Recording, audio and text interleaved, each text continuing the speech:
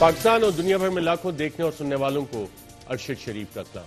नाज़रीन, all parties conference opposition जमातों ने 9 तारीख को बुलाई है। मौलाना फजलुर रहमान साहब ये उम्मीद कर रहे हैं कि तमाम अपोजिशन जमातें इस ऑल पार्टीज कॉन्फ्रेंस में शिरकत करेंगी और हुकूमत गिराने के लिए, हुकूमत को घर भेजने के लिए एक दफ़ा फिर सर जोड़ के तमाम लोग बैठेंगे। एक ऐसे वक्त में जबकि ये आवाज़ें उठ रही हैं और ख़ुद वज़ीर आज़म पार्लियामेंट के फ्लोर पे -1 का जिक्र कर चुके हैं, जो कि PTI कहती है कि अपोजिशन जमातों के लिए सिर्फ जवाब था, ऐसी कोई चीज़ इस्लामाबाद में हो नहीं रही है। लेकिन बहरहाल अपोजिशन इसी टाइम पे आके सर जोड़ के बैठ गई है। अपोजिशन मुख्तलिफ और भी चीज़ें सोच रही है कि स्पीकर कौमी असम्बली के खिलाफ भी एक वोट ऑफ नो कॉन्फिडेंस, उस पर भी कुछ पेशरफ्त होनी थी। वो मामला कहाँ तक पहुँचे? नून लीग पीपल्स पार्टी क्या टॉप लीडरशिप मुलाकातें कर रही है या अपनी अपनी बेल्स कराने के चक्कर में एक दूसरे से इस वक्त मुलाकातें अवॉइड भी की जा रही हैं? और क्या बिलावल भुट्टो जरदारी साहब शहबाज शरीफ से मिले बगैर, मुलाकात किए बगैर, बात किए बगैर कोई अपना दौरा कट शॉर्ट करके चले भी गए? तो सियासी फ्रंट पे ये इंतहाई अहम डेवलपमेंट्स हो रही हैं, जिस हवाले से प्रोग्राम में बात करेंगे।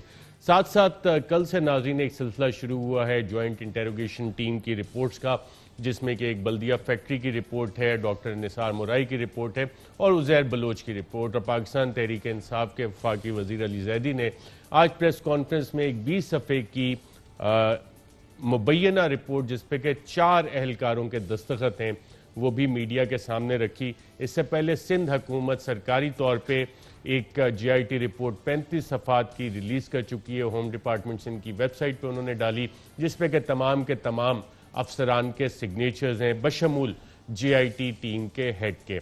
अब सवाल ये पैदा होता है और एक कि जनाब जो 4 अफसरान जिन्होंने 20 सफ़े की रिपोर्ट पे साइन किए, जिसमें के नाम शामिल हैं मुबैना तौर पे, जिनका के जिक्र वफाकी वजीर कर रहे हैं, वो फाइनल रिपोर्ट में वो नाम निकल कैसे गए? क्या इस पे कोई डील हुई, कोई लेन देन हुआ?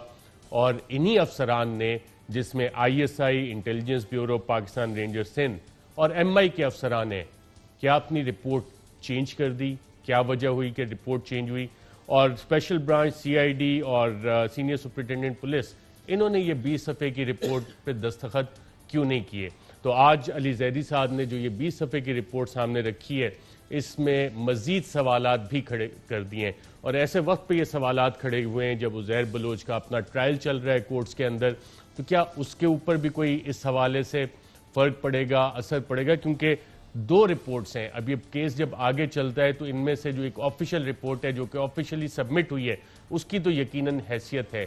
तो अब वफाकी हुकूमत अगर फ्लोर ऑफ द पार्लियामेंट पे एक सवाल उठा रही है, उनके वफाकी वजीर एक प्रेस कॉन्फ्रेंस कर रहे हैं, तो क्या वफाकी हुकूमत इस हवाले से मजीद भी कोई इकदाम करने का सोच रही है या कि सिर्फ पोलिटिकल पॉइंट स्कोरिंग हो रही है? मैं अपने पैनलिस्ट का आपसे तारुफ करवा दूं। इस्लामाबाद स्टूडियो में हमारे साथ मौजूद हैं वकी वजीर बराए आबी वसाइल फैसल वाडा साहब, बहुत शुक्रिया प्रोग्राम में शिरकत करने का। साथ ही हमें ज्वाइन कर रहे हैं मोहम्मद जुबैर साहब, सीनियर रहनुमा है पाकिस्तान मुस्लिम लीग नवाज के और साबिक गवर्नर सिंध। जिस दौर में ये GIT रिपोर्ट्स बनी, उस वक्त बतौर गवर्नर सिंध मोहम्मद जुबैर साहब मौजूद थे। तो बहुत शुक्रिया जुबैर साहब प्रोग्राम में शिरकत का। और साथ ही हमें ज्वाइन करें चौधरी मंजूर साहब, सीनियर रहनुमा पाकिस्तान पीपल्स पार्टी के। और जो भी ये मामलात हैं पीपल्स पार्टी के, फिर बल्दिया फैक्ट्री वाली रिपोर्ट, निसार मुराई वाली, जो पार्टी के अंदर के मामलात हैं, किस तरह ये चीज़ हुई थी, चौधरी मंजूर साहब इस पर गहरी नज़र रखते हैं। पहले तो मैं फैसल वाड साहब, ये 2 रिपोर्ट्स अब आ गई हैं। एक रिपोर्ट अगर अदील राय साहब आप स्क्रीन पर दिखा सकें, इसमें Mohammad Arif deputy director ISI, Humair Javed deputy director Intelligence Bureau, Mohammad Azhar major Pakistan ranger Sindh और हम्माद मेजर MI, 20 सफ़े की रिपोर्ट पे भी इनके साइन है, जो कि आपके वफाकी वजीर कुलीग ने आज रिलीज़ की, मीडिया को दी। और इस पे GIT हेड के सिग्नेचर नहीं है, स्पेशल ब्रांच CID के नहीं है। और ये सिंध हुकूमत की है, जिनमें यही 4 अफसरान हैं जिन्होंने दूसरी रिपोर्ट पे भी दस्तखत किए, जिसमें के फ्रेंड्स जो उज़ैर बलोच के, वो लिस्ट चेंज की गई। तो क्या अब इन 4 अफसरान से आप पूछेंगे, कोई तहकीकात बिठाएंगे कि जनाब ये रिपोर्ट चेंज कैसे हुई? क्योंकि आपके वफाकी वजीर ने, आपकी हुकूमत ने फ्लोर ऑफ द पार्लियामेंट पे एक वफाकी वजीर, collective cabinet responsibility, floor of the parliament पे क्या इन 4 इदारों के ऊपर सवाल उठा रहे हैं या इस रिपोर्ट के ऊपर सवाल उठा रहे हैं? बहुत शुक्रिया अर्शद साहब। देखिए अर्शद साहब, सबसे पहले तो ये कि जिन अफसरान की आपने बात की है कि उनकी ये रिपोर्ट है, ज़्यादा बेहतर होगा कि उन अफसरान से आप बुला के पूछें कि वो ज़्यादा अच्छी तरह एक्सप्लेन कर सकें, क्योंकि उस टाइम पे ना मैं मौजूद था वहाँ जब ये रिपोर्टें लिखी जा रही थी। अगर आप इस रिपोर्ट को एक साइड पर रख दे, डिबेट से हटा दे, नेचुरली मैं तो I will only support my colleague. मैं तो अली की बात को ज़्यादा तरजीह दूंगा, क्योंकि मेरे लिए वो ज़्यादा इंपॉर्टेंट है, वो एक चीज़ को उठा के ला रहा है और खोल रहा है। जहाँ तक आपने बात की रिपोर्ट्स की, ऐसी कई हज़ार रिपोर्टें बनती है, ऐसी कई हज़ार रिपोर्टें चलती हैं, ऐसी कई हज़ार रिपोर्टें ख़त्म हो जाती हैं। और अभी आपने रिसेंटली देखा कि लैक ऑफ एविडेंस की वजह से, एविडेंस ना होने की वजह से राजा प्रदेश साहब भी बरी हो गए। तो यहाँ बरीयत तो होनी है, और फिर हम कहते हैं कि जी कोर्ट ने ये कर दिया और कोर्ट ने वो कर दिया। प्रॉब्लम ये है कि हमारे पास विटनेस प्रोटेक्शन बिल नहीं है। विटनेस आता है, उसको गोली मार के मार दिया जाता है। अगर वो बयान दे के जाए तो 3 महीने के अंदर या सड़क पर उसकी लाश होती है या मुल्क छोड़ के चला जाता है। नंबर 1। नंबर 2 ये कि कानून के पास एक आदमी खड़ा होता है, वकील, जो काबिल होता है, जो तगड़ी पार्टी की तरफ से होता है, वो 1 करोड़ का वकील होता है। दूसरी जगह पे 1 लाख का वकील होता है। वो काबिल नहीं होता, नलायक होता है, इसलिए वो खड़ा होता है। तो जब इस कॉम्बिनेशन, वकील नलायक है, मैं नलायक की मैं बात कर रहा हूँ, वकीलों की फीस डिटरमिन करती है। बड़े बड़े वकील 1 रुपया लेके केस करते हैं। देखिए सर, एतजाज एहसन साहब की मिसाल हमारे सामने। देखिए अर्शद साहब, अगर कोई प्रेसिडेंट सेट करना है तो 1 रुपए का मुफ्त भी लोग कर देते हैं, लेकिन जब आप किसी चीज़ की कीमत देते हैं ज़्यादा तो उसकी क्वालिटी की निशानदेही की वजह देते हैं। आप सूट बैगा पहनते हैं, वो ब्रांडेड होता है, एक अनब्रांडेड होता है, तो दोनों की अल्लाह ने फ़र्क रखा हुआ है, ठीक है। तो उसमें कोई मुगालता नहीं और डिबेट नहीं होनी चाहिए। इशू ये है सर कि ये जो सियासत थी या सियासत है, दैट्स आवर डिबेट। ये हमारा डिस्कशन होना चाहिए कि चाहे वो पीपल्स पार्टी ने बैक किया, चाहे वो MQM उस टाइप की अल्ताफ जिसको आज कहा जाता है उसने बैक किया, फॉर दैट मैटर किसी और पॉलिटिकल पार्टी ने काम किया। तहरीक इंसाफ ने क्रिमिनल एक्टिविटीज गर्दन काट के बदमाशी के जोर पे ना पैसा कमाया, ना वोट लिया, ना गुंडागर्दी की। ये हमारा मौका होना चाहिए। बिल्कुल ठीक है जी।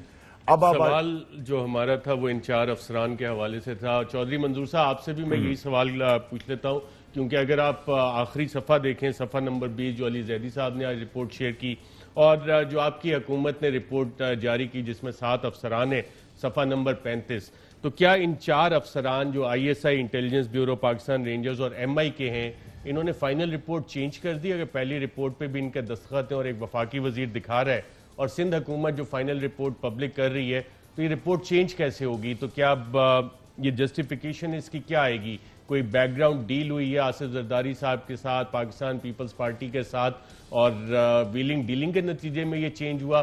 क्योंकि एक दफ़ा उन्हीं अफसरान ने एक रिपोर्ट पे साइन किया हुआ है, साथ ही दूसरी रिपोर्ट में नाम चेंज हो जाते हैं। ये कैसे होते हैं मुआवजे? या दस्तखत जाली हो सकते हैं जो अली जैदी साहब ने दिया? ये कैसे अब कंफर्म होगी चीज?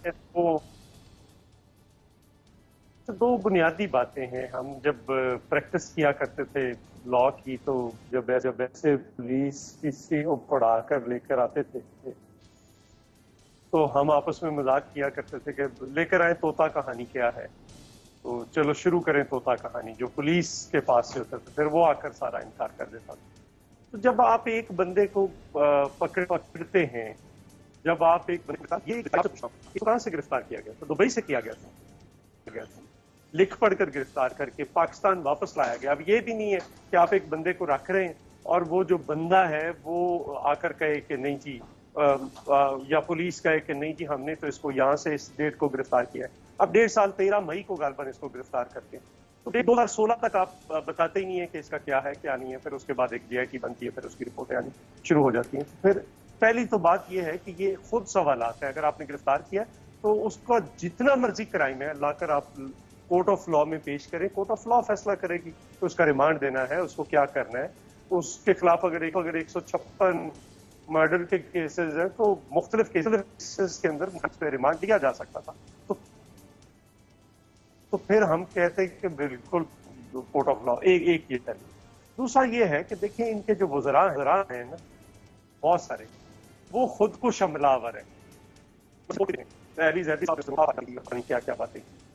अब पहली बात तो ये है कि ये जितनी कंट्राडिक्शन का फायदा जो है वो मुल्ज़म को जाएगा, ये जो शुरू हुई हुई। दूसरी मैं गुजारिश कर, मसला क्या है इसके अंदर? आप मुझे बताएं, 2 बंदों का तो कमिटेड है ना, वो इनकार, बाकी लोग तो चलो रिफ्यूज कर रहे हैं ना कि हमारा ताल्लुक नहीं है, रिलेशन नहीं है, इस पे हम कहते हैं कि हमारा कोई तल्लक नहीं है, जो कि कमेटी बनी थी वो वहाँ के बड़ों ने बनाई, बाद में डॉक्टर जुल्फकार मिर्जा साहब ने उसको ओन किया, पीपल्स पार्टी ने डिसोन कर दिया। मैं कुछ चीज़ों का चश्मदीद गवाह हूँ। जरदारी साहब ने मेरी मौजूदगी में कहा कि ये हमें एमक्यूएम से लड़ाना चाहता है, मैं नहीं लड़ना चाहता एमक्यूएम से। एमक्यूएम जिन्होंने बनाई है वो फैसला करे कि उन्होंने उसका क्या करना है। एक दूसरी गुजारिश, मुझे ये बताएं कि सबसे पहले तो दो इनकी इत्तेहादी जो है उनकी बात की, एक बल्दिया फैक्ट्री की रिपोर्ट है, वो उसमें एमक्यूएम गई, और दूसरी जो जीडीए के इनके अहम रहनुमा है वो गए उसके अंदर। तो ये पहले तो दो जाएंगे, उसके बाद किसी तीसरे की तरफ जाएंगे। चले, ये भी आपने सवाल उठाया, उस पर भी आते हैं। मैं जरा साबिक गवर्नर सिंध जुबैर साहब उस वक्त गवर्नर सिंध थे जब जिन डेट्स की ये जीआईटी रिपोर्ट्स हैं, बतौर साबिक गवर्नर सिंध जुबैर साहब ये दोनों रिपोर्ट्स आपके इल्म में, क्योंकि आखिरी सफ़े में copy to all concern for information necessary action तो लिखा है, आपके इल्म में है कि ये वाकई इसी तरह मामला थे, बाद में रिपोर्ट्स चेंज हुई, क्या वजह हुई? एक सीईओ भी तो बताएगा ना मल्टीनेशनल। अच्छा, फ्रैंकली मैं तो इस वक्त ये कंफर्म नहीं कर सकता कि जो अली जैदी साहब प्रेजेंट कर रहे हैं वो ज़्यादा ऑथेंटिक है या दूसरी रिपोर्ट जो कि पीपल्स पार्टी ने रिलीज़ की थी, जीआईटी रिपोर्ट।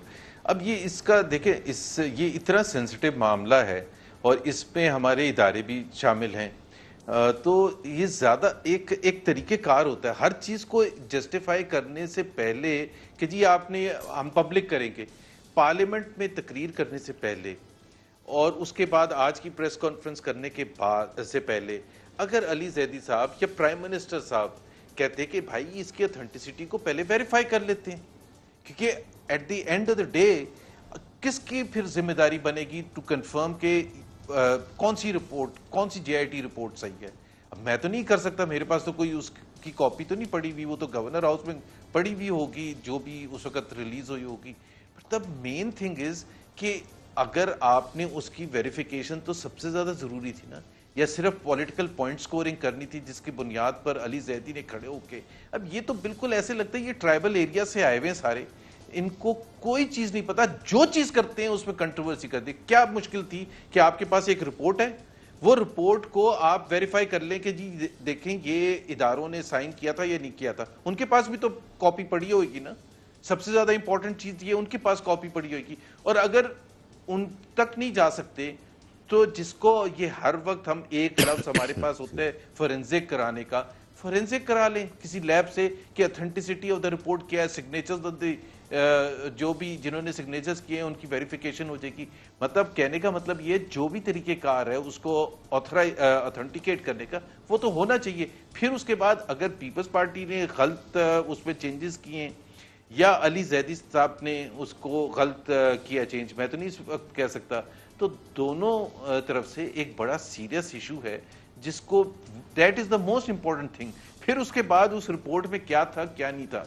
लेकिन इसके साथ अरशद एक और डिबेट जो है, ये बड़ी इंपॉर्टेंट डिबेट ओपन अप हुई है। एक तो फेडरल हुकूमत का इस वक्त ये जो समझने की जरूरत है इस वक्त क्या हुआ था जिसकी बुनियाद पर अली जैदी इसको लेके पार्लियामेंट में और सब कुछ बताने की कोशिश की है।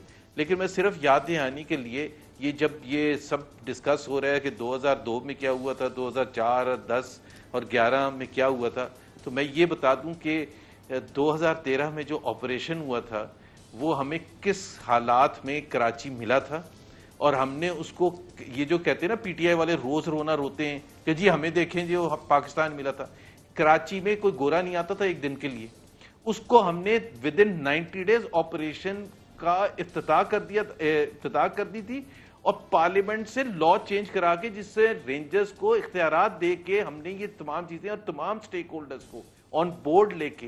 और ये भी मैं बता दूं कि one of the main controversial parties was MQM, जिसको 2013 का वाहिद पीरियड है कि जब एमक्यूएम को फेडरल हुकूमत में कोalition पार्टनर के लिए हमने नहीं बुलाया था। इस वजह से नहीं बुलाया था कि जब हम ऑपरेशन करेंगे तो ये चक करना शुरू कर देंगे और सारा ऑपरेशन जो है बैकफायर हो जाएगा। तो मेरा ख्याल है ये भी एक याद दहानी की जरूरत है कि क्या होता था कराची और उसको हमने जब छोड़ा था तो ऐसी ही सिचुएशन थी और ऑपरेशन हुआ। मैं मिनिस्टर साहब, एक तो चौधरी मंजूर साहब ने सवाल किया डॉक्टर निसार मुराई की रिपोर्ट GD आपकी पार्टनर डॉक्टर जुल्फ़िकार मिर्ज़ा इसमें मेंशन है, बल्दिया फैक्ट्री 260 लोग जिंदा जला दिए गए, केमिकल फेंके, टेररिस्ट वाक़या, मुत्तहदा आपके इत्तेहादी हैं, तो इसका भी वो कह रहे हैं कि जी जवाब दे दें। दूसरा जो इम्पॉर्टेंट पॉइंट है कि अब क्या दोनों रिपोर्ट्स कंट्रोवर्शियल हो गई हैं, जैसे ज़ुबैर साहब साबिक़ गवर्नर कह रहे हैं, और अब इसकी ऑथेंटिसिटी कैसे डिटरमिन होगी? एक में तो सारे सिग्नेचर्स हैं, सिंध गवर्नमेंट उसकी ओनरशिप ले रही है। आपने काबीना में डिस्कस की अली जैदी साहब की 20 सफ़ात की रिपोर्ट, इसकी ऑथेंटिसिटी का काबीना में कोई डिस्कशन हुई या कि सिर्फ एक वफाकी वजीर है, ये उनका मामला है? देखिए आशिफ साहब, सबसे पहले तो ये कि कैबिनेट में इस पर कोई डिस्कशन नहीं हुई। नंबर 2 ये कि अगर Ali Zaidi as federal minister कर रहा है तो पूरी काबीना उसके साथ खड़ी है, और मेरे ख्याल से उसका जो क्रेडिट है उसको देना चाहिए कि उसने एक बड़ा ज़बरदस्त काम और ब्रेव एक्ट किया है, और ये यूजुअली कोई नहीं करता किसी भी पॉलिटिकल पार्टी से। नंबर 1। नंबर 2 ये कि ये सुप्रीम कोर्ट डिटर्मिन करेगी कि ये इसमें कौन सी असली है, किसका वेटेज है, किसका नहीं है। नंबर 3 ये कि ज़ुबैर साहब जो हैं वो मल्टीनेशनल से आए हैं, उस कल्चर से आए हैं, तो उनको बहुत आसान होता है कि हर चीज़ का फोरेंसिक करा ले, 25 लाख रुपए खर्च कर दे, 32 लाख रुपए खर्च कर दे, फिर उन कंपनियों का हाल आपने देखा है, वो कंपनियाँ उठती भी, उनके दिवालिया भी होते हैं, वो सड़क पर भी आ जाती हैं। तो ये फोरेंसिक जो मल्टीनेशनल नहीं चला रहे हम, ये गवर्नमेंट चला रहे हैं। गवर्नमेंट के अंदर फोरेंसिक के अंदर ना हमारे पास इतना टाइम होता है, ना इतनी दौलत है गरीब मुल्क के पास। नंबर 3 ये कि चौधरी मंजूर साहब ने जो बातें की उसका अब आ जाते हैं मेन जो मुद्दा है।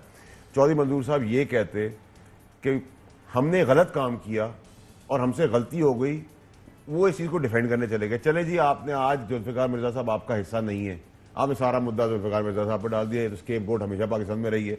आप मुझे बता दें कि आपके चीफ मिनिस्टर एक गैंगस्टर जो गले काट रहा था उसकी दावत में क्या कर रहे थे? आपकी टॉप लीडरशिप उस दावत में क्या कर रही थी? आप लोग तस्वीरें खिंचा रहे थे, कोई छुपी हुई तो कोई चीज़ नहीं है। आप उनसे कह रहे थे MP MA नहीं, किसने डिसाइड करना है? एक गैंगस्टर क्रिमिनल जो फुटबॉल खेलता था गले काट कर, वो डिसाइड कर रहा है पार्लियामेंट पे कैसे गए? तो पार्लियामेंट किस तरह? अब पार्लियामेंट को एक मिनट डिस्कस कर लेते हैं। इस मुल्क में सियासत हुई ताकत के लिए, दौलत के लिए, और जब बहुत दौलत लेने के लिए, अगले दफा का सेशन लेने के लिए, इलेक्शन जीतने के लिए, तो आपने गैंगस्टर, खुदकुश हमलावर, जहादी, कातिल, फुटबॉल खेलने वाले, मर्डरर, ड्रिल करने वाले 25 साल अल्ताफ हुसैन ने काम किया। हम 25 उस वक्त हम गड़े हो गए थे, ये क्रेडिट ले रहे हैं कि आज एक्सक्यूज मी आप हमने रेंजर्स की बंदूक ज़ुबैर साहब ने चलाई थी, रेंजर्स की बंदूक नवाज शरीफ साहब ने चलाई थी। रेंजर्स ने खुद फैसला किया था कि हम ये ऑपरेशन करेंगे, इन्होंने इसका क्रेडिट लेना चाहते, कोई प्रॉब्लम नहीं। आज भी मैं कहता हूं ज़ुबैर साहब को, वो हाथी मर गया है अल्ताफ हुसैन, अभी भी इस टीवी के ऊपर ज़ुबैर साहब अल्ताफ हुसैन के खिलाफ बात कर लें, नहीं करेंगे, रात को नींद नहीं आएगी। मल्टीनेशनल कल्चर से हैं, एयर कंडीशन चलाना है, 18 पर सो जाना है, जो घर जाना है तब भी चलते रहना है, 2 गाड़ियों से सलाम करना है, बाहर गाड़ी खड़ी होनी है तैयार। वैसी गवर्नरशिप इनको मिली, गाड़ियां चमकती हुई, बड़े बड़े घर, बड़े बड़े AC, बड़ी बड़ी गाड़ियां। नवाज शरीफ साहब भी मरीम नवाज साहबा के साथ साथ उस ग्रुप के, या वो पता ही है। तो आप उस कल्चर को नहीं चेंज कर सकते। अब मुझे अगली बार फिर जीतना है, तो मैंने पहले तो दौलत कमाई, वोट खरीद लिया दौलत से, फिर दौलत कम खर्चों में मिलने लगी तो मैंने बदमाश खड़े कर दिए, बत्ताखोर खड़े कर दिए, वो खत्म हो गया तो मैंने कत्ल कराना शुरू करो जो मेरे खिलाफ खड़ा हुआ। ताकत का प्रॉब्लम यही तो है, जब आप दिमाग पर चढ़ जाती हो, कहते हैं ना एब्सोल्यूट पावर, एब्सोल्युटली, तो एब्सोल्यूट पावर इन सबके पास थी। अब आप छोड़ दें चौधरी मंजूर साहब की पार्टी, छोड़ दें आप MQM लंदन, आप ज़ुबैर साहब की पार्टी पर आ जाए। इन्होंने क्या किया था? चीफ मिनिस्टर ने, सिटिंग चीफ मिनिस्टर शहबाज शरीफ ने मॉडल टाउन में गोलियां चलवा दी, जबड़े फड़वा दिए, औरतें मां बनने वाली तो गोलियां चलवा दी। आज तक कुछ हुआ उसका आज तक कुछ हुआ? कोई तो कानून है? पंजाब में आपकी हुकूमत, वफाक में आपके कजन थे, धरने में एक कंटेनर में पार्लियामेंट के सामने, इंसाफ तो सर वो माए बहने अभी भी तारिक कादरी साहब ने जिक्र किया, बिलबिलाते हुए इंटरव्यूज। जी वो यही चीफ मिनिस्टर ऑर्डर करा था, क्या बुज़दार साहब ने ऐसा काम किया? हमारा प्रॉब्लम ये है कि हम वो सेल नहीं कर सकते, ये सेल कर रहे हैं। आज हम बदमाशी शुरू कर देना, आज हमारी बल्ले बल्ले होना शुरू हो जाएगी, आज हम माल बनाना शुरू कर दें, कल्चर का सब कुछ ठीक हो जाएगा। आज हम गोलियां चलाना शुरू कर दें। लेकिन मैं सिर्फ एक, आपने कहा कि मल्टीनेशनल की तरह नहीं चलता, वफाकी को आपने कहा जी सुप्रीम कोर्ट, लेकिन ये सारे इदारे तो प्राइम मिनिस्टर साहब को रिपोर्ट करते हैं ना। ISI is reporting to the prime minister, Intelligence Bureau reports to the prime minister, Pakistan Rangers reports to the interior ministry, MI reports to the ministry of defence. तो प्राइम मिनिस्टर साहब इनसे पूछ नहीं सकते? सर प्राइम मिनिस्टर साहब past transactions का तो नहीं पूछ सकते ना, प्राइम मिनिस्टर साहब तो आज की बात पूछेंगे ना, जो आज हो रहा होगा। अली जैदी साहब ने कहा मैंने प्राइम मिनिस्टर साहब को बताया सारा कुछ। अली जैदी साहब ने कोई गलत बात नहीं की होगी, बिल्कुल 100% जाके प्राइम मिनिस्टर इमीडिएट बॉस जरूर बताया होगा। लेकिन अब अली जैदी को ये तो क्रेडिट दें कि उसने एक सिचुएशन क्रिएट सामने ला के दिखा दी कि ये तरीका था, ये आए ना, ये हम सब चीख रहे थे, उसने उसके अंदर और होमवर्क किया, आगे बढ़ के काम किया, तो उसका क्रेडिट तो दें उसको, तारीफ तो करें उसकी कि उसने एक अच्छा काम किया जो बाकी पॉलिटिकल पार्टीज में किसी ने नहीं किया। हम तो इस चीज के ऊपर फख्र महसूस करते हैं कि हमारी पार्टी से ये गन कल्चर, देखिए मैं जब ये बात कह रहा हूं तो आपने वैसे पीआईए का भी क्रेडिट लिया था, इसका भी वो कह रहे हैं कि कंट्रोवर्शियल आपने सारा केस कर दिया, पता नहीं इसकी लीगल इम्प्लीकेशन। सर मुझे इसका जवाब अर्शद साहब आप लेके दे देना कि आप कहते हैं जी सब झूठ है, अली जैदी भी झूठ, फेडरल मिनिस्टर भी झूठ। मैं कह रहा हूं सब झूठ है, सब गलत है। मुझे बता दें सिटिंग चीफ मिनिस्टर सिंध का एक गैंगस्टर की दावतों में क्या कर रहा है, और होम मिनिस्टर जब मिर्जा साहब बने तब अमन कमेटी से जो एलेक्स रजाई साहब के साथ होते हुए घर में जो भी बात हुई, लेकिन जब वो वर्क्स के मिनिस्टर थे तब तो सिर्फ ये ओन कर रहे थे, और अमन कमेटी तो कहते थे पीपल्स पार्टी का हिस्सा है, वो स्टेटमेंट्स वीडियोस हैं, आप कहते हो मैं अपने फोन से आपका भेज देता हूँ, तो छुट्टी थोड़ी रही है यार, वाई पे भी काफी चलिए। जुबैर साहब आप कुछ पर्सनल उस पर रिस्पॉन्ड करना चाहेंगे या मैं ब्रेक पे चला जाऊं? एक मल्टीनेशनल कल्चर दो चीजें जी, एक तो मैं ये इनको याद दिला दूं कि रेंजर्स कराची में 25 साल से मौजूद थी, तो कराची के हालात, तो फैसल वाडा साहब का कराची से ताल्लुक है ना, मई 2007 में या 2002 में या 2004 में कत्ल गारत हो रहा था ना कराची में, और जनरल परवेज मुशर्रफ जिनको ये कुछ कह नहीं सकते, उनके अलाई थे जब अल्ताफ हुसैन दिल्ली में खड़े होके कह रहे थे कि partition is the worst thing that has happened in the history of Mankind. तो किसी मेजर ने भी उनसे सवाल नहीं पूछा था, और वो कोलिशन पार्टनर थे। तो रेंजर्स ने अगर करना था ऑपरेशन तो 2007 में, 8 में, 9 में, 10 में, 12 में कर लेती, क्यों नहीं किया था? तो ये एक बड़ा हसीन इत्तेफाक है कि जी 2013 सितंबर में ऑपरेशन शुरू हुआ और अगस्त 2013 में पार्लियामेंट ने कानून पास किया जिसमें रेंजर्स के इख्तियारात दिए गए। ये बड़ा हसीन इत्तेफाक है। दूसरी बात ये मल्टीनेशनल, एक तो मुझे समझ नहीं आती, फैसल वाडा साहब ने, मुझे पता है कि अटैक किस पर करना होता है, इन्होंने अपनी काबीना के साथी पर अटैक करना होता है। कंधा ये मेरा इस्तेमाल करते हैं मल्टीनेशनल भाई, मैंने कोई कसूर तो नहीं है मेरा मल्टीनेशनल में काम करके, हर एक का एक बैकग्राउंड होता है। या तो मैं किसी गैंगस्टर बैकग्राउंड से होता तो आप ये मुझे रिमाइंड करवाते। मल्टीनेशनल में काम करना पाकिस्तान के लिए बड़ी अच्छी चीज है। मैं थोड़ी बुरा कह रहा हूं सर। आप जिस चीज पर फख्र करते थे ना, वो जो 200 लोगों ने आपने आइडेंटिफाई किए थे कि हमारे पास वो टैलेंट पूल है, वो ये इमरान खान और असद कहते थे, वो 200 सारे मल्टीनेशनल से ही थे। वो कोई यहाँ लियारी गैंग वॉर से या अजीजाबाद से नहीं उनका ताल्लुक था। सो मल्टीनेशनल में काम करने से खराबी क्या हुई? जुबैर साहब, अजीजाबाद में अच्छे और साफ सुथरे लोग भी रहते हैं सर, किसी इलाके को ना इस तरह। तो मैं कह रहा हूँ भाई, तो मल्टीनेशनल में काम करके क्या खराबी? मल्टीनेशनल जो आप मेरा कंधा इस्तेमाल करते हैं क्योंकि आपकी हिम्मत नहीं है कहने की डायरेक्टली, आप डायरेक्टली कहा करें। किसको आप कह रहे हैं कि बात करें? रजाक दाऊद साहब या नदीम बाबर या असद उमर या तानिया इद्रिस जिसको लेके आए, उन लोगों को सुना रहे होते हैं? दाऊद और नदीम बाबर नहीं, मेरे ख्याल है काबीना शहजाद कासिम का बैकग्राउंड कॉर्पोरेट वर्ल्ड से है, तो ये सारे हैं ना, ये कॉर्पोरेट वर्ल्ड से है। आप कह रहे हैं कि इन सबको कह रहे होते हैं आपका कंधा इस्तेमाल करके, मेरा कंधा इस्तेमाल करते हैं क्योंकि इनको पता है वाकई आप ऐसा कर रहे हैं। डायरेक्ट पर्सनल अटैक नहीं करेगा। मेरी हिम्मत के बारे में जानते हैं, जो बात मुझे करनी होती, कितनी करनी होती, किस इंटेंसिटी करनी होती है, उनको पता है। वो तो काबीना में ओपनली डायरेक्टली कहते हैं। चौधरी मंजूर साहब, एक सवाल जो मिनिस्टर साहब उठा रहे हैं कि आपके चीफ मिनिस्टर, आपके बाकी वुज़रा, वो पार्टीज और फंक्शंस में एक गैंगस्टर के क्यों जाते रहे? जी चौधरी मंजूर साहब, अब आवाज ही नहीं जा रही होगी। मैं ख्याल यहाँ पे एक वक्फा लेते हैं, वक्फे के बाद दोबारा गुफ्तगू का सिलसिला शुरू करते हैं। और ऑल पार्टीज कॉन्फ्रेंस, फिर एक मूव ऑपोजिशन ने अनाउंस की थी कि स्पीकर कौमी असम्बली के खिलाफ नो कॉन्फिडेंस मोशन लेके आएंगे, उन्हें रिमूवल के लिए एक पॉलिटिकल मूव करनी थी, उसका क्या बना और अब आगे मकासद क्या है? एक वक्फे के बाद वेलकम बैक नाज़रीन। मौलाना फजलुर रहमान ने एक दफ़ा फिर ऑल पार्टीज कॉन्फ्रेंस बुलाई है और एजेंडा वही है पुराना जो इस्लामाबाद में धरने का था। और कौन कौन सी सियासी जमातें इसमें शरीक होंगी, क्या कोई हुकूमती इत्तेहादी भी इसमें शरीक होंगे? फिलहाल इन्विटेशन सिर्फ अपोजिशन जमातों के लिए। जुबैर साहब, आपसे जानना चाहूँगा इस हवाले से, क्या पाकिस्तान मुस्लिम लीग नवाज़ इसमें शिरकत करेगी? शहबाज शरीफ साहब शिरकत करेंगे या नहीं करेंगे? 100% शिरकत करेंगे।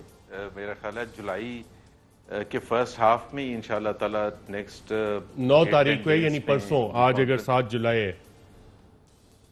जी मुझे एग्जैक्ट डेट नहीं पता, शायद 9 को है या जो भी है। सो 100% पार्टिसिपेट करेंगे, और सिर्फ पार्टिसिपेट नहीं करेंगे, मेहमान के तौर पर नहीं जाएंगे, एग्रेसिवली पार्टिसिपेट करेंगे। और क्योंकि सबसे बड़ी पॉलिटिकल पार्टी पाकिस्तान मुस्लिम लीग नवाज है, पॉपुलैरिटी के हवाले से भी और ऑपोजिशन की भी सबसे बड़ी राइट जुबैर साहब, आप श्योर हैं इस पे? क्योंकि इतलात ये भी आ रही थी कि पाकिस्तान पीपल्स पार्टी के चेयरपर्सन बिलावल भुट्टो से उनकी बात भी नहीं हो सकी, कोई बैकग्राउंड में कुछ और डील तो नहीं पकड़ ली? नहीं और डील नहीं पकड़ी है। हिस्ट्री लेसन है, मुलाकातें तो खुफिया होती रहती है ना गाहे बगाए। नहीं, लेकिन बिलावल भुट्टो से भी राब्ते में हैं और दूसरे ऑपोजिशन जमातों के लीडरशिप से भी राब्ते में हैं। मेरा ख्याल है हमारी ऑपोजिशन की अपनी एक स्ट्रैटेजी है, और हमारे ऊपर फर्ज भी बनता है, पाकिस्तानी अवाम हमारी तरफ देख रहे हैं कि ये इतनी निकम्मी हुकूमत को कब तक हम बर्दाश्त कर सकेंगे, और एटलीस्ट हम ये तो बता सकें ऑल पार्टीज़ के प्लेटफॉर्म से कि पाकिस्तानी अवाम के मसाइल क्या हैं, चाहे वो महंगाई के हवाले से हैं, गुर्बत के हवाले से हैं, मईशत के दूसरे एरियाज़ के हवाले से हैं। बिल्कुल हम बताएंगे, और इनकी जो सबसे ज़्यादा जो नाअहली है, जिसमें इनको कोई काम कर ही नहीं सकते, एक क्राइसिस आफ्टर अनदर क्राइसिस, चाहे वो पेट्रोल का हो, सीमेंट का हो, चीनी का हो, गंदम का हो, टमाटर का हो, मतलब इनसे संभलती ही नहीं हुकूमत, ये कोई काम कर ही नहीं सकते सही। तो हमारे पर बड़ा फर्ज है, हमारे पर बहुत बोझ है पाकिस्तान। कुछ खबरी तो देखो। अच्छा, मैं आता हूँ आपकी तरफ, पूरा आपको मौका मिलेगा दोनों को, आप तसल्ली से जवाब दिए। चौधरी मंजूर साहब, आपसे पहले भी राब्ता, वो मेरे ख्याल कम्युनिकेशन इश्यूज आ रहे थे, ड्रॉप हो गया, उम्मीद है अब आप हमारे साथ मौजूद होंगे। तो ऑल पार्टीज कॉन्फ्रेंस में नून लीग के साथ आपकी बातचीत होगी, आपके चेयरमैन बिलावल भुट्टो की बातचीत होगी है शहबाज शरीफ साहब से, और आपको क्या उम्मीद है कि नून लीग पूरी भरपूर शिरकत करेगी? क्योंकि खुफिया मुलाकातों का जो सिलसिला है उसमें इतलात आ रही हैं कि आप और आपकी जमात की लीडर और नून लीग की लीडरशिप खुफिया मुलाकातें काफ़ी कर रहे हैं। और वो पूछे ना सीएम क्यों गए थे गैंगस्टर के पास?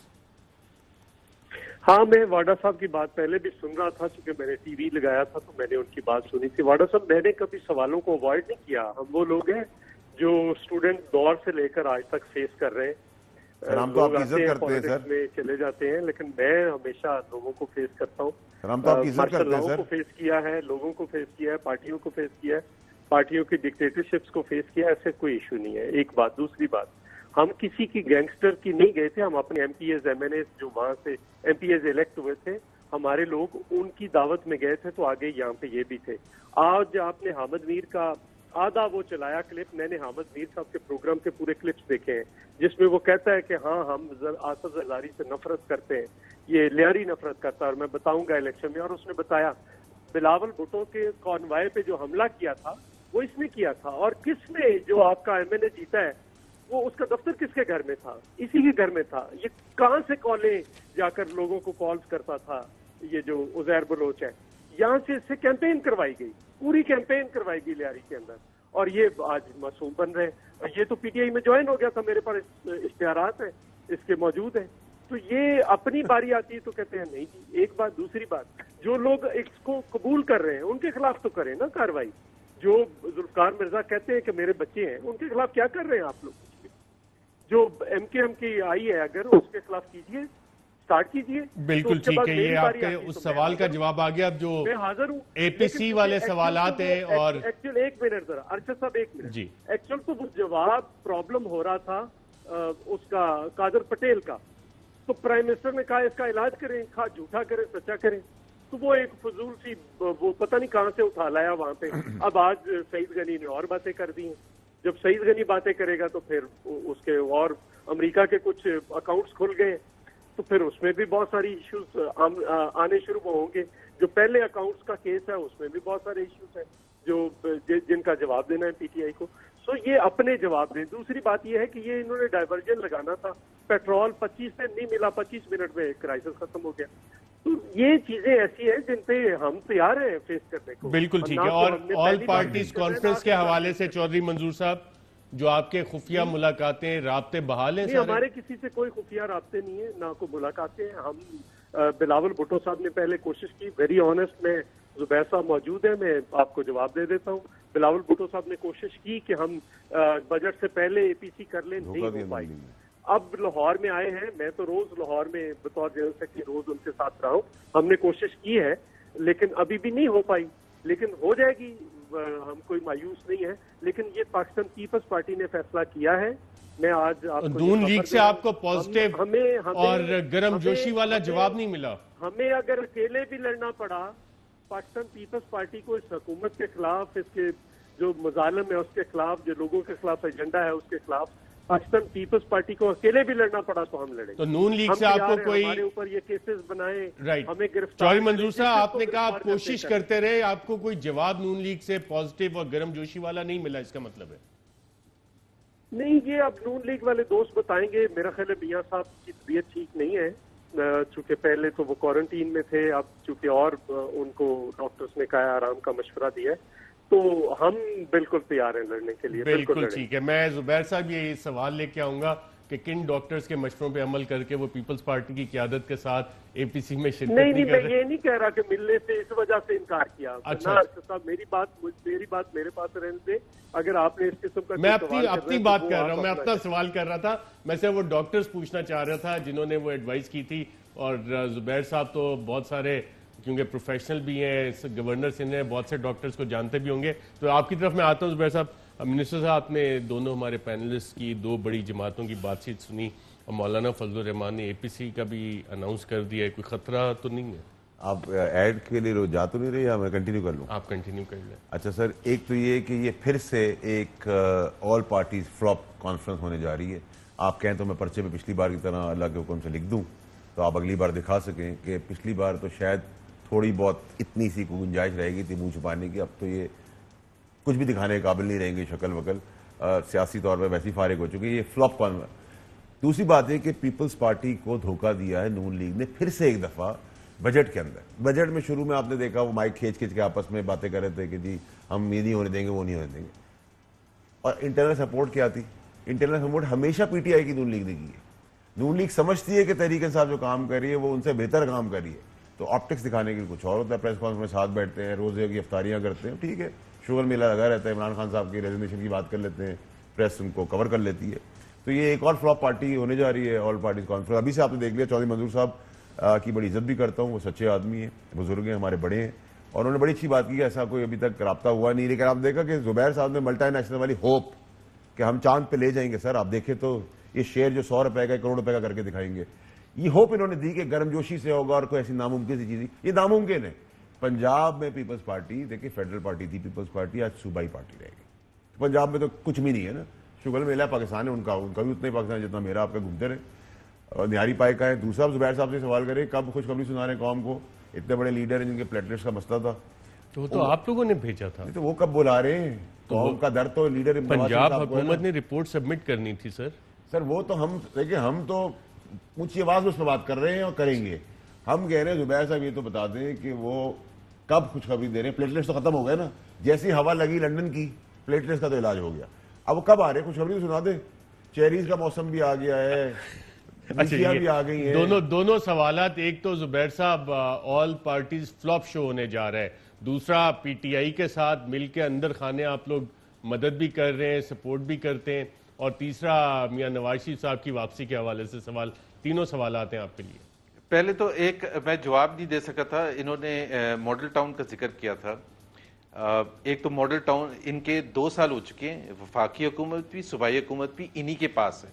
ये एक स्टेप बता दें, एक स्टेप क्या, एक स्टेटमेंट बता दें प्राइम मिनिस्टर की तरफ से या चीफ मिनिस्टर की तरफ से, जिसमें उन्होंने सीरियस कंसर्न शो किया हो कि जी हमने इंसाफ दिलाना है। एक स्टेटमेंट 2 साल में, जब आप स्टेटमेंट भी देने के लिए तैयार नहीं है तो आपको भी पता है कि ये कितना सेंसिटिव मामला है और आप क्यों इसको खोलना नहीं चाहते। दूसरी चीज है, साहिवाल हुआ था, वो तो आपके जमाने में हुआ था, क्या किया आपने? ढूंढ के रख दिया बच्चों के सामने, पेरेंट्स को। क्या किया आपने? तो आप बढ़ के ना मारा करें कि जी बड़ी बड़ी वो उसका क्या हुआ, इसका। अभी तो आपकी हुकूमत है भाई, आप ना किसी मसले का हल करते हैं, चीनी महंगी होती है तो आप माफिया के सामने मजबूर होते हैं, लॉकडाउन होता है तो एलीट करवा देता है लॉकडाउन। आप हैं किसके लिए? आपसे तो एक ग्रीन लाइन, आप कराची के ना, ग्रीन लाइन जहां छोड़ी थी वहीं की वहीं है, पानी का मंसूबा जहां K4 छोड़ा था वहीं का वहीं है। आपसे BRT नहीं बनती है, 5 साल हो चुके हैं, सूबाई हुकूमत भी आपकी, वफाकी हुकूमत भी आपकी। मैं आपकी जगह हूं ना फैसल वाडा, मैं कल प्राइम मिनिस्टर के पास जाऊं कि खुदा के लिए हमें रोज ताने पड़ते हैं, BRT तो मुकम्मल करवाते। आपसे हो ही नहीं सकती।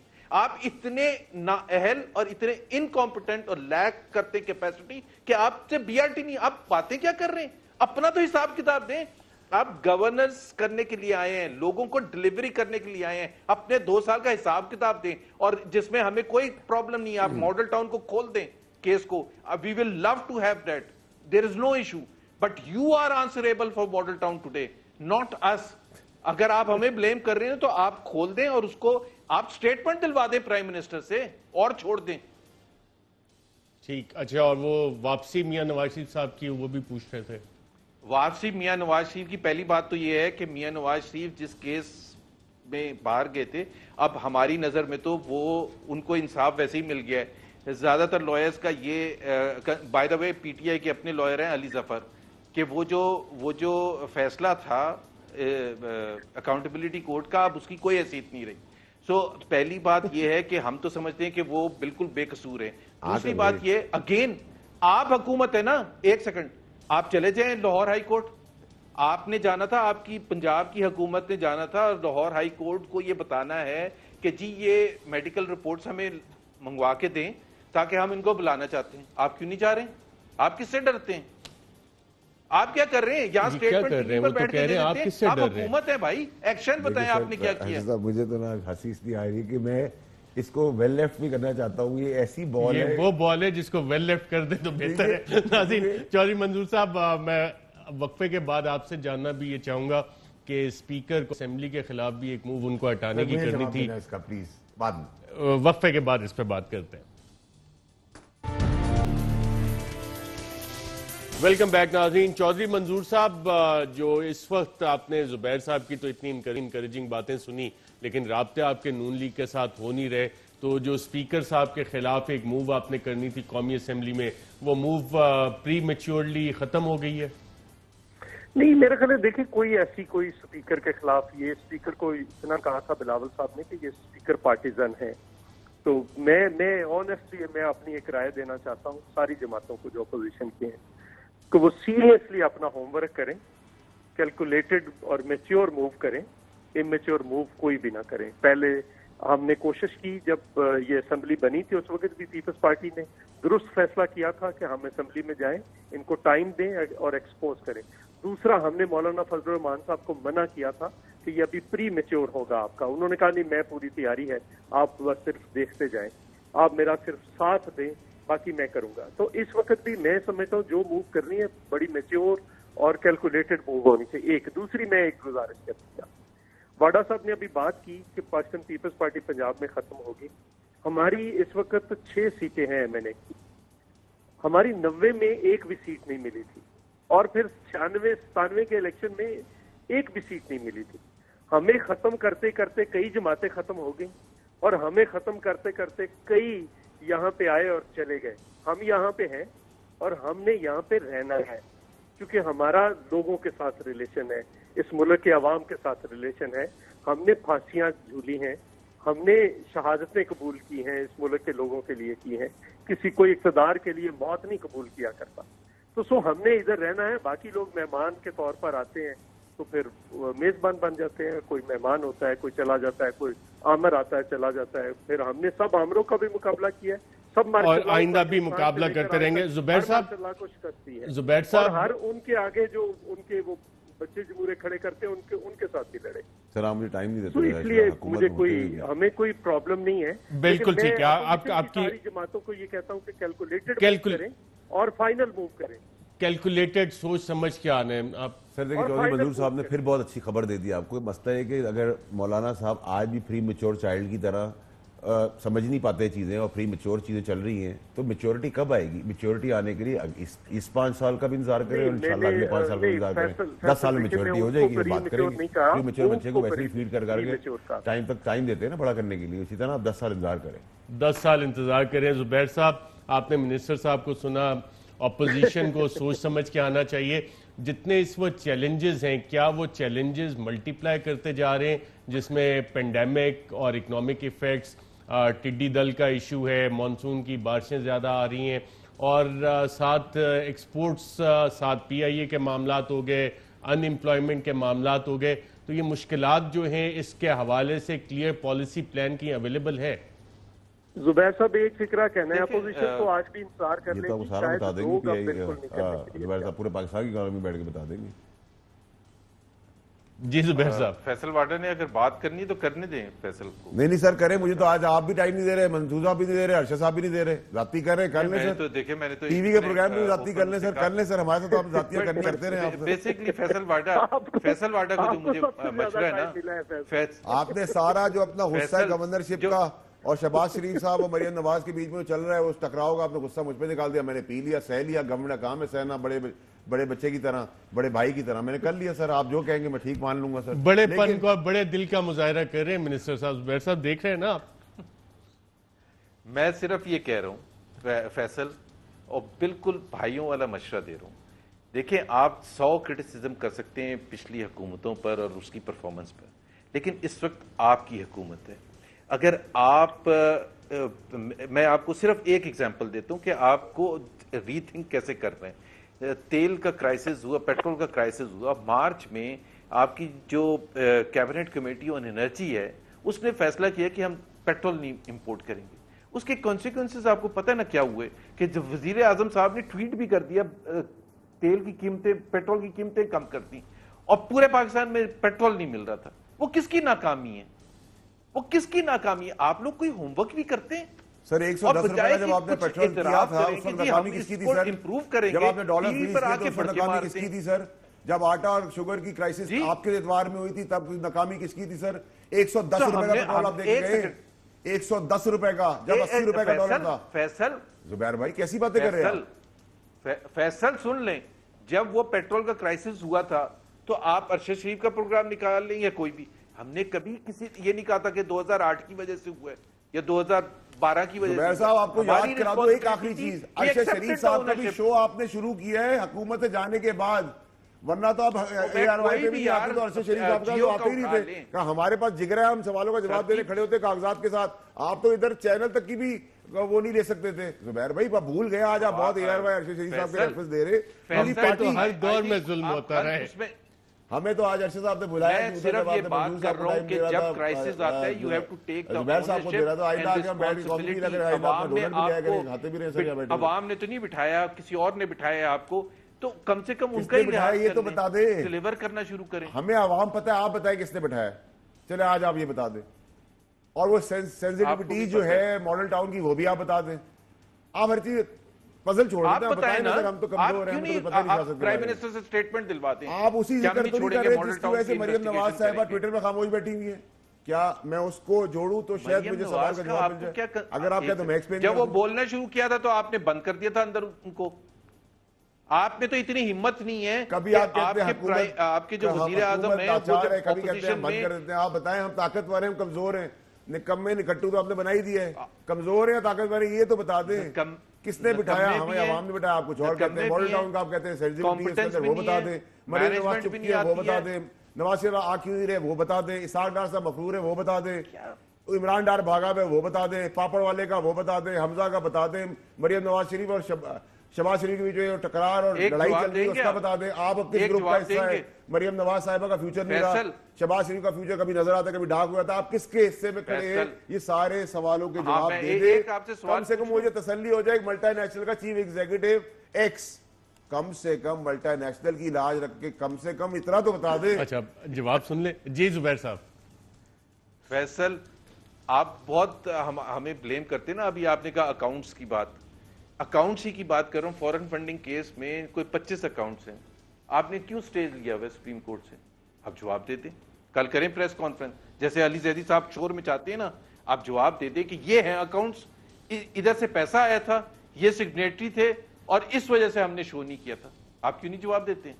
सिर्फ इसका जवाब दे दें मुझे, बाकी इधर उधर ना फेरें जरा। क्यों स्टे लिया? बीआरटी पर आपने क्यों स्टे लिया सुप्रीम कोर्ट से? सर मैं वही तो कह रहा हूँ अर्शद साहब, बताएं ना, अभी जवाब दें सिर्फ इन सवालों के जवाब। बाकी मेरे पास 50 सवाल और भी हैं। सवालात ही सवालात हैं हर तरफ नाज़रीन। आज ये तो पता कर लें कि आज शहबाज शरीफ साहब की पार्टी पे है साइड पे या मरियम नवाज साहिबा के, उनका तो डाक हो गया फ्यूचर। इधर कुछ थोड़ा बहुत नजर आता है कभी कभार जुबैर साहब किधर शिफ्ट करें, क्योंकि मल्टी रैशनल के अंदर एक और कल्चर होता है ना सर। चले ये नेक्स्ट टाइम बात करेंगे। मिनिस्टर फैसल वाडा साहब, मोहम्मद जुबैर साहब, चौधरी मंजूर साहब, सबका प्रोग्राम में शिरकत का शुक्रिया। नाज़रीन सवालात ही सवालात हैं, जवाबात देखते हैं कब तक आते हैं। इजाज़त दीजिएगा।